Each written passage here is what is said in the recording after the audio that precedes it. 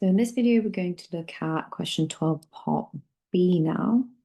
So with reference to the model, interpret the value of the constant A and the value of the constant P.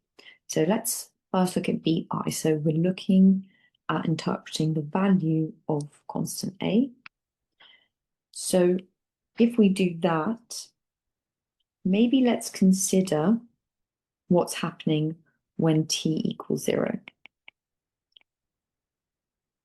So we know that for the t number of years after the car is first valued on the 1st of January 2001, we know that the value of V is going up by a factor of what we previously calculated, which was 1.0658.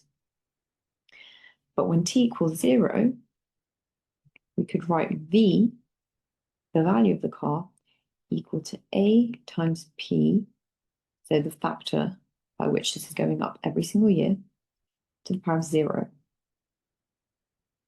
So A times P to the power of 0, well, P to the power of 0 is 1, so then V actually equals A.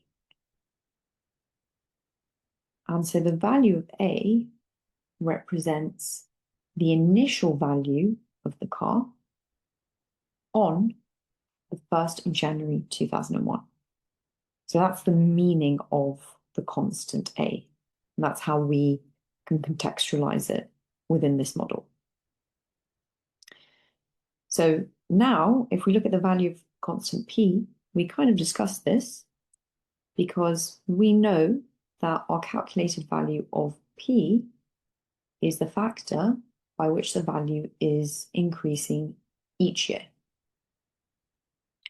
So let's just quickly make a note of that. We know that the constant A is the initial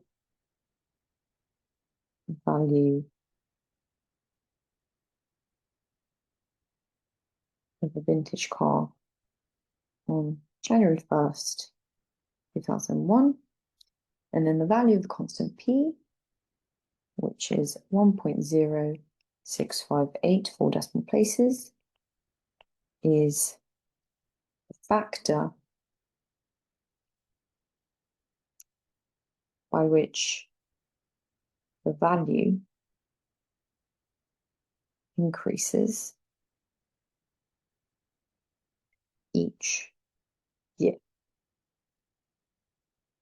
Okay, so that's part B, and we'll finish off part C in the next video.